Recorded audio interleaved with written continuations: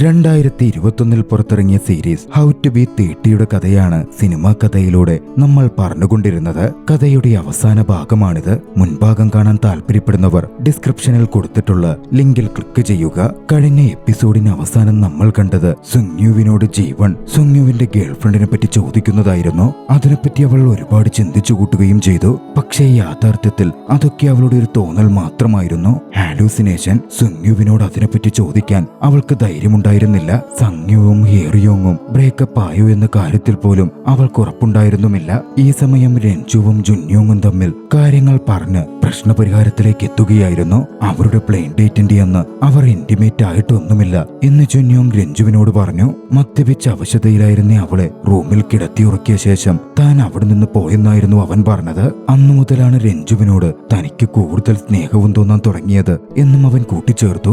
രഞ്ജു ജുന്യോങ്ങിനോടപ്പോൾ നിനക്കെന്നെ ശരിക്കും ഇഷ്ടമാണോ എന്ന് തിരക്കി. മറുപടി അവൻ പറഞ്ഞത് ഒരു ചുംബനത്തിലൂടെയായിരുന്നു. അടുത്ത ദിവസം ജീവൻ അയോങ്ങിനടുത്തെത്തി. സംഗ്യുവിനെ പറ്റി അവളോട് സംസാരിക്കാനായിരുന്നു അത്. അവരിരുവരും സംസാരിച്ചിരിക്കെ അങ്ങോട്ടേക്ക് മിസ്റ്റീരിയസ് ആയ ഒരു വ്യക്തി കടന്നു വന്നു. അത് ഹേറിയോനായിരുന്നു. കഥ അവിടെ നിന്നും ഒരു ഫ്ലാഷ് ബാക്കിലേക്ക് നീങ്ങുന്നു. മുമ്പ് ജീവൻ സംഗ്യുവിനെ വിളിച്ച് തനിക്ക് ബോയ് ഫ്രണ്ട് ഇല്ല എന്ന് പറഞ്ഞ ആ ദിവസം ആ കോൾ നടക്കുമ്പോൾ സംഗ്യുവിനടുക്കൽ ഹേറിയോനും ഉണ്ടായിരുന്നു. അന്നു മുതൽ ഹേറിയോൻ ജീവണിനെ പറ്റിയുള്ള വിവരങ്ങൾ ശേഖരിച്ചുകൊണ്ടിരിക്കുകയായിരുന്നു. അങ്ങനാണ് ഒടുവിൽ അവളിപ്പോൾ ആയോങ്ങിന്റെ കഫയിലേക്കും എത്തി നിൽക്കുന്നത്. ആ സമയം ഹേറിയോൻ ജീവണും സോങ്യുവും തമ്മിലുള്ള റിലേഷൻഷിപ്പിനെ പറ്റി തിരക്കി. താൻ റൈറ്ററും അവൻ എഡിറ്ററുമാണ് എന്നായിരുന്നു അവളുടെ മറുപടി. താൻ സോങ്യുവുമായി കഴിഞ്ഞ ഒരു കൊല്ലത്തിലായി റിലേഷൻഷിപ്പിലാണെന്നും അവരുമായി ഒരു തരത്തിലും ബ്രേക്കപ്പ് ചെയ്യില്ല എന്നുമായിരുന്നു പിന്നാലെ ഹേറിയോൻ പറഞ്ഞത്.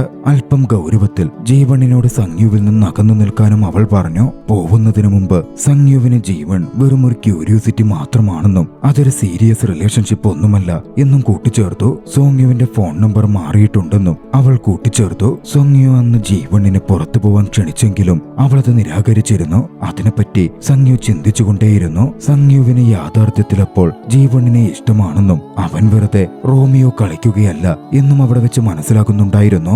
അന്ന് വൈകുന്നേരം ജീവൻ നായങ്ങിനോട് തന്റെ അപ്പോഴത്തെ സിറ്റുവേഷനെ പറ്റി തുറന്നു പറഞ്ഞു. താൻ ആത്മാർത്ഥമായി പ്രണയിക്കുന്ന വ്യക്തി തന്റെ ഫീലിംഗ്സ് വെച്ച് കളിക്കുകയാണോ എന്ന് തനിക്ക് സംശയമുണ്ട് എന്നായിരുന്നു അവൾ പറഞ്ഞത്.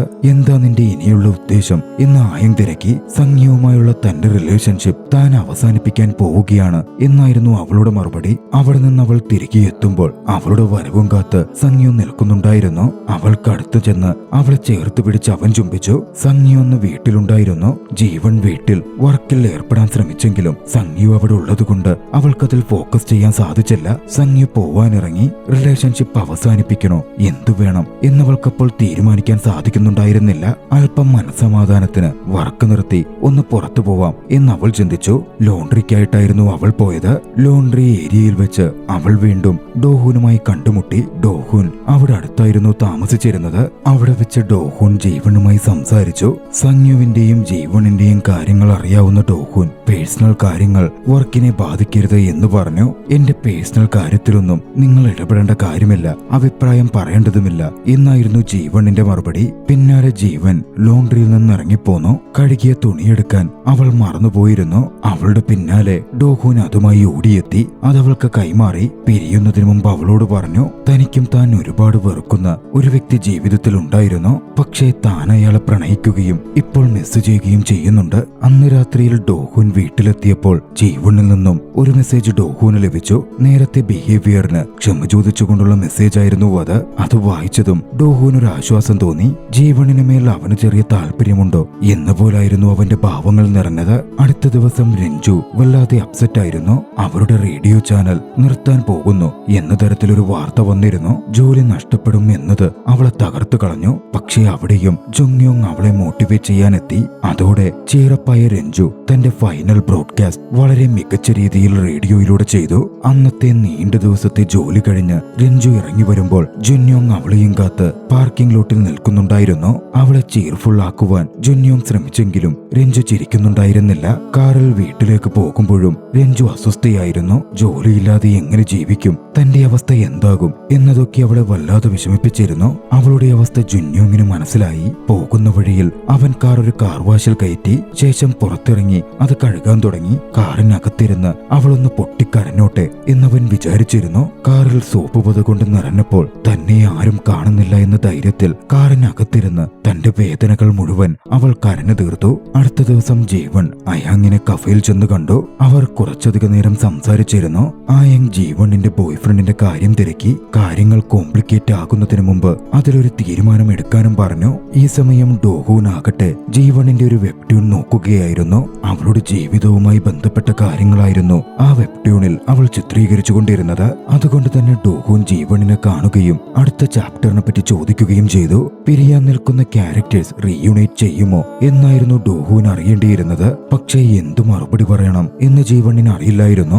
ഇതിനിടയിൽ സംഗ്യുവിന് കമ്പനിയിലെ ജോലി പോയിരുന്നു. കാരണം ജീവൻ കമ്പനിയോട് എഡിറ്റർ സ്ഥാനത്തു നിന്നും സംഗ്യുവിനെ നീക്കാൻ റിക്വസ്റ്റ് ചെയ്തിരുന്നു. അന്ന് വൈകുന്നേരം ഡോഹൂനും ജീവനും ഒന്നിച്ച് നടക്കുമ്പോൾ ഡോഹൂൻ ജീവണിനോട് തന്റെ കൂടെ ഒരു സ്ക്രിപ്റ്റിൽ കൊളാബറേറ്റ് ചെയ്യാമോ എന്ന് ചോദിച്ചു. താൻ വർക്ക് ചെയ്യുന്ന പുതിയ സ്ക്രിപ്റ്റിന്റെ ഭാഗമാകാമോ എന്നായിരുന്നു ആ ചോദ്യം. ജീവനും സന്തോഷത്തോടെ അതിന് സമ്മതിച്ചു. പക്ഷേ ആ സമയം അങ്ങോട്ടേക്ക് സംഗ്യു കടന്നു വന്നു.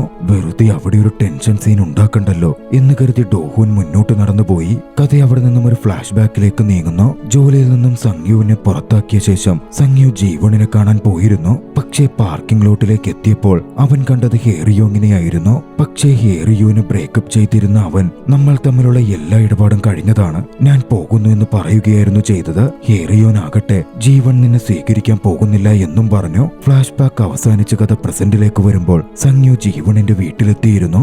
അവിടെ വെച്ച സംഗ്യു ജീവണിനോട് തന്നെ എന്താണ് വിളിക്കാതിരുന്നത് എന്ന് ചോദിച്ചു. യാഥാർത്ഥ്യത്തിൽ ഹേറിയോങ്ങുമായി അവൻ ബ്രേക്കപ്പ് ചെയ്തോ എന്നായിരുന്നു അവളുടെ മറുചോദ്യം. ജീവനുമായി ഡേറ്റ് ചെയ്യാൻ തുടങ്ങിയതിൽ പിന്നെ ഹേറിയോങ്ങിനെ താൻ ബ്രേക്കപ്പ് ചെയ്തു എന്നായിരുന്നു അവൻ പറഞ്ഞത്. അത് ജീവണിനെ വല്ലാതെ ഡിസപ്പോയിന്റഡ് ആക്കി. റിലേഷൻഷിപ്പ് അവസാനിപ്പിക്കുകയാണ് എന്ന് പറഞ്ഞ് ജീവൻ അവനെ പുറത്താക്കി.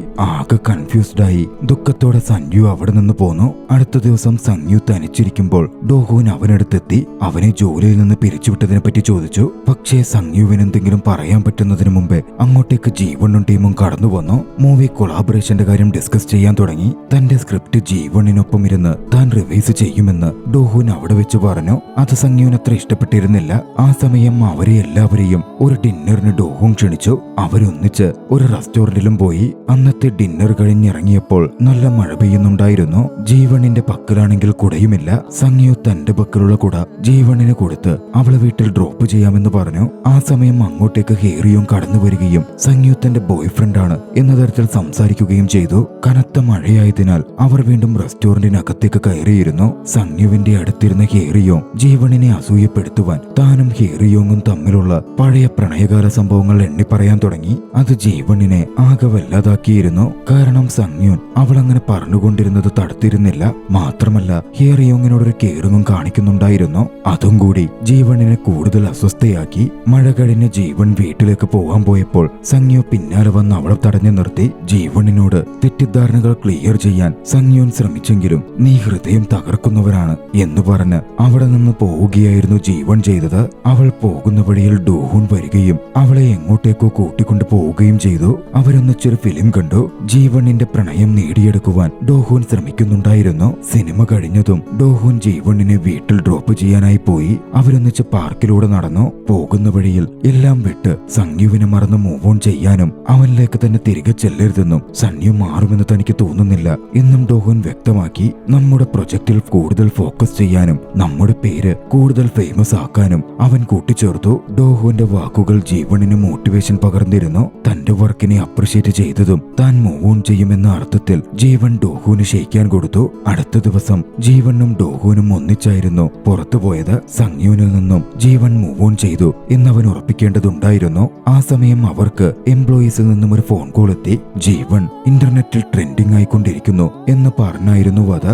ജീവൻ തന്റെ സബോർഡിനേറ്റ്സിനെ പ്രണയിക്കുകയും തന്റെ ആവശ്യങ്ങൾക്ക് ഉപയോഗിക്കുകയും ചെയ്യുന്ന സ്ത്രീയാണെന്നും മറ്റുള്ള പെണ്ണുങ്ങളുടെ ബോയ്ഫ്രണ്ട്സിനെ അടിച്ചെടുക്കുന്ന സ്ത്രീയാണെന്നുമുള്ള തരത്തിലായിരുന്നു വിവാദങ്ങൾ പരന്നിരുന്നത്. ഫേമസ് വെബ്ട്യൂൺ ആർട്ടിസ്റ്റ് എന്ന രീതിയിലുള്ള അവളുടെ റെപ്യൂട്ടേഷൻ ആ വിവാദങ്ങളും മറ്റും തകർത്തിരുന്നു. സൺയുവിനെ ജീവൻ തട്ടിയെടുത്തതാണെന്ന് ചിന്തിച്ച് ഹേറിയോൺ ആയിരുന്നു അത്തരത്തിൽ വാർത്ത പുറത്തുവിട്ടത്. അതോടെ ജീവണിന്റെ കമ്പനി വലിയ പ്രതിസന്ധിയിലായി. ഫിലിം കമ്പനീസും വെബ്റ്റൂൺ കമ്പനീസും അവരുമായി സഹകരിക്കാതെ വന്നു. അതോടെ ഡോഹുവിന് പ്രൊഡക്ഷൻ കമ്പനിയുമായി സംസാരിക്കേണ്ടി വരികയും അവരെ കൺവിൻസ് ചെയ്യിപ്പിക്കാൻ ശ്രമിക്കേണ്ടിയും വന്നു. പക്ഷേ അവന്റെ എഫോർട്ടുകൾ പരാജയപ്പെടുകയായിരുന്നു ചെയ്തത്. ഇതേസമയം വിവരമറിഞ്ഞ രഞ്ജുവും അന്യോങ്ങും ജീവണിന്റെ പേര് തകർത്തതിൽ ഹേറിയോങ്ങിനോട് വലിയ ദേഷ്യത്തിലായിരുന്നു. ഈ സമയം സൺയു ഹേറിയോങ്ങിനെ കാണുകയും തങ്ങളുടെ റിലേഷൻഷിപ്പ് ബ്രേക്കപ്പ് ആയതിന് മറ്റുള്ളവരെ കുറ്റം പറഞ്ഞ് ഓരോന്ന് ചെയ്തതിനെ പറ്റി പറഞ്ഞ് സൺയോൻ ഹേറിയോങ്ങിനോട് കൂടുതൽ ദേഷ്യപ്പെടുകയും ചെയ്തു. ജീവൺ ആണെങ്കിൽ തുടർച്ചയായി ഈ സംഭവങ്ങൾ കൊണ്ട് തകർന്നു പോയിരുന്നു. തന്റെ ചുറ്റിലുമുള്ള ആളുകളിൽ നിന്നും അവൾക്ക് ഒരു തരത്തിലുള്ള സഹായവും ആശ്വാസവും കാര്യമായി ലഭിച്ചതുമില്ല. അവളെ സപ്പോർട്ട് ചെയ്യാനെത്തിയ ഡോഹുവിനെ വരെ അവൾ മാറ്റി നിർത്തി. എന്തെന്നില്ലാത്തൊരു വല്ലായ്മ അവൾ അനുഭവിക്കുകയായിരുന്നു. അവൾ വീട്ടിലേക്ക് നടന്നെത്തുമ്പോൾ സങ്യുൻ അവളുടെ ഗേറ്റിന് മുമ്പിൽ ഉണ്ടായിരുന്നു. ജീവൺ സങ്യുവിനോട് ദേഷ്യപ്പെട്ടു. വർഷങ്ങളായി താൻ സ്വപ്നം കണ്ടിരുന്നതൊക്കെയാ സങ്യു കാരണം ഇല്ലാതായത് എന്ന് അവൾ പറഞ്ഞു. ഒരാഴ്ചയോളം കടന്നുപോയി. നടന്ന കൈപ്പേറിയ സംഭവങ്ങൾ ജീവൺ അക്സെപ്റ്റ് ചെയ്യാൻ തുടങ്ങിയിരുന്നു. അവൾ ഹേറിയോങ്ങിനെ ചെന്ന് കണ്ടു. പക്ഷേ ഹേറിയോങ്ങിനോട് ദേഷ്യപ്പെടാതെ സമാധാനത്തിലായിരുന്നു അവൾ സംസാരിച്ചത്. തന്റെ ലവ്വറെ നഷ്ടപ്പെടുന്നത്, മറ്റൊരു സ്ത്രീ കവർന്നെടുക്കുന്നത് ഒരു പെൺകുട്ടിക്കും സഹിക്കില്ല എന്ന് ജീവൺ പറഞ്ഞു. സങ്യുവിന് മറ്റൊരു ഗേൾഫ്രണ്ട് ഉണ്ടായിരുന്നു എന്ന് ആദ്യമേ അന്വേഷിച്ച് മനസ്സിലാക്കാതിരുന്നത് തന്റെ മിസ്റ്റേക്ക് ആയിരുന്നു എന്ന് ജീവൺ അവളോട് കൂട്ടിച്ചേർത്തു. ഹേറിയോനുമായി ഒരു വഴക്കുണ്ടാക്കാൻ അവൾ ഉദ്ദേശിച്ചിരുന്നില്ല. പിന്നാലെ ജീവൺ ഡോഹുവിനെ തങ്ങളുടെ പ്രധാന മീറ്റിംഗ് സ്ഥലമായ ലോണ്ട്രി സ്പേസിൽ വെച്ച് കണ്ടുമുട്ടി. വന്ന കാര്യങ്ങളൊക്കെ മാറ്റി നിർത്തി അവളുടെ സ്വപ്നങ്ങൾക്ക് വേണ്ടി അവളുടെ ആർട്ടിലൂടെ ശ്രമിക്കുവാനും പരാജയങ്ങളും വീഴ്ചകളും ഒക്കെ സ്വപ്നങ്ങൾക്ക് വേണ്ടി ശ്രമിക്കുന്ന ഏതൊരാൾക്കും സംഭവിക്കുന്നതാണെന്നും കൂടുതൽ കരുത്തോടെ പോരാടാനും ഡോഹുൻ അവളെ മോട്ടിവേറ്റ് ചെയ്തു. അവൾ എഴുതിയ കോമിക്കിന്റെ ആദ്യ എഡിഷൻ അവൾക്ക് അവൻ ആ നിമിഷം സമ്മാനിക്കുകയും ചെയ്തു. ഡോഹുവിന്റെ വാക്കുകളും പ്രവൃത്തിയും അവളുടെ മൂഡിനെ വല്ലാതെ അപ്ലിഫ്റ്റ് ചെയ്യുന്നതായിരുന്നു. ഡോഹുവിന്റെ സാന്നിധ്യത്തിൽ തന്റെ ടഫ് ടൈമുകൾ ജീവൻ ഓവർകം ചെയ്തു. തന്റെ ബെസ്റ്റ് ഫ്രണ്ട്സിനൊപ്പം വീണ്ടും സന്തോഷത്തോടെ അവൾ സമയം ചെലവഴിക്കാൻ തുടങ്ങി. സങ്യുനാകട്ടെ ജോലി നഷ്ടപ്പെട്ട് പുതിയ ജോലിക്കായി തിരയുകയായിരുന്നു. ആ സമയം ജീവണിന്റെ പുതിയ വെബ്ടൂൺ ഇറങ്ങാൻ പോകുന്നു എന്ന പരസ്യം അവൻ കണ്ടു. സങ്യുവിന് എന്തെന്നില്ലാത്തൊരു സന്തോഷവും തോന്നി. ഹൗ ടു ബി 30 എന്നായിരുന്നു ആ വെബ്ടൂണിന്റെ പേര്. അവളുടെ യഥാർത്ഥ ജീവിതം ഉൾക്കൊള്ളിച്ചെഴുതിയതുകൊണ്ട് ആ വെബ്ടൂണിന് വലിയ പോപ്പുലാരിറ്റി ലഭിച്ചു.